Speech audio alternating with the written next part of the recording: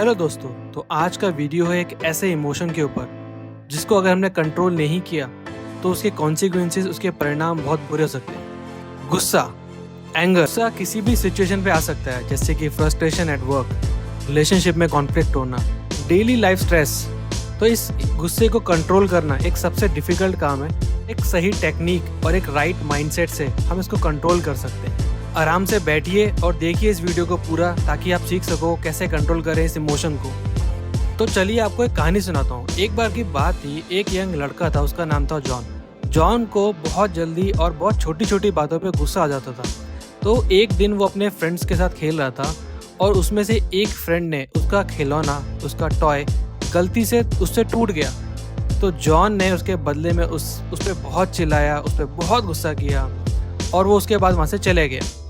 अब next day John तो एकदम नॉर्मल सिचुएशन में था, पर उसके फ्रेंड को इतना बुरा लगा कि उसने उसके साथ खेला ही नहीं। इनफैक्ट उसने उसको खेलने के लिए साथ में बुलाया भी नहीं। तब उसको रियलाइज़ हुआ कि इस गुस्से की वजह से मैंने अपना एक फ्रेंड खो दिया, और अगर मैंने इसको अब कंट्रोल करना स्टार्ट नहीं किया तो मैं अपने और फ्रेंड्स भी खो सकता हूँ। तो तुरंत वो अपने पेरेंट्स के पास गया और उसके पेरेंट्स ने उसको कुछ एंगर मैनेजमेंट टेक्निक्स दी, जैसे कि गुस्सा आते ही बहुत लंबी और गहरी सांस लेना, कुछ भी बोलने से पहले 2 बार सोचना, और उसने अपने इस एंगर को एक्सप्रेस करने के लिए हेल्दी वे चुना, जैसे कि अपने पेरेंट्स से बार बार बात करना, अपनी डायरी में उस चीज़ को लिखना, अपने फ़ोन में अपने गुस्से को एक्सप्रेस करना, उसको रिकॉर्ड करना और उसको बार बार सुनना। और इन टेक्निक्स को कुछ ही हफ्ते प्रैक्टिस करने के बाद जॉन को रियलाइज़ हुआ कि उसने अपने इस इमोशन को कंट्रोल कर लिया है। वो अपने फ्रेंड के पास वापस गया, उसने उससे सॉरी मांगी और उसके फ्रेंड ने भी उसको माफ़ किया। और तब जॉन को रियलाइज़ हुआ कि एंगर को, गुस्से को कंट्रोल करने से उसके फ्रेंड्स तो बनते ही बनते हैं, उसके अलावा लाइफ में आप बहुत हैप्पी पर्सन बनते हो। तो ये थी उसकी कहानी। अब जानते हैं क्या टिप्स और टेक्निक होती हैं अपने गुस्से को कंट्रोल करने की। तो सबसे पहली टिप, तो जब भी गुस्सा आए तब एक लंबी और गहरी सांस ले और 10 तक काउंट करें। क्या ये रियली पॉसिबल है?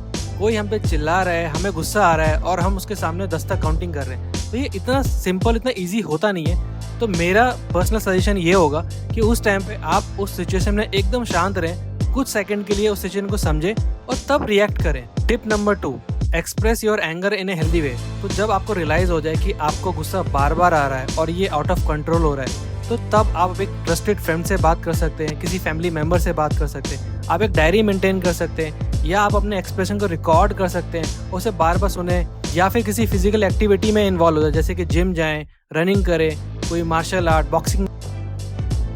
Tip number 3, identify the source of anger. तो आपको समझना है कि वो गुस्सा किसी सिचुएशन से आ रहा है या किसी पर्टिकुलर पर्सन से आ रहा है। तब आप सोल्यूशन पे काम करोगे, आप समझोगे सिचुएशन को अवॉइड करना है या मुझे उसे हेल्दी वे में डील करना है। Tip number 4, practice self care, अपना ध्यान रखना। तो जब भी आपको गुस्सा आए तब आपको अपना ध्यान रखना है। आपको वो चीज़ करनी है जो आपको अच्छी लगती है, जैसे कि म्यूजिक सुनना, वॉक पे चले जाना, जिम जाना, एक्सरसाइज करना, मेडिटेशन करना, बुक पढ़ना, कोई मूवी चले जाना। ऐसे बहुत सारी चीज़ें होंगी जो आपको लाइफ में पसंद है। तो जब भी आपको गुस्सा आए तब वो चीज़ ज़रूर करें। तो ये थे कुछ इंपॉर्टेंट टिप्स अपने एंगर को कंट्रोल करने के लिए। तो याद रखना, किसी भी रिलेशनशिप को मेंटेन करने के लिए अपने इमोशंस एंड अपने एक्सप्रेशन को कंट्रोल में रखना बहुत इंपॉर्टेंट होता है। तो ये टिप्स आप कुछ हफ्ते प्रैक्टिस करके अपने गुस्से को कंट्रोल कर सकते हैं और एक अच्छी और एक हैप्पी लाइफ जी सकते हैं।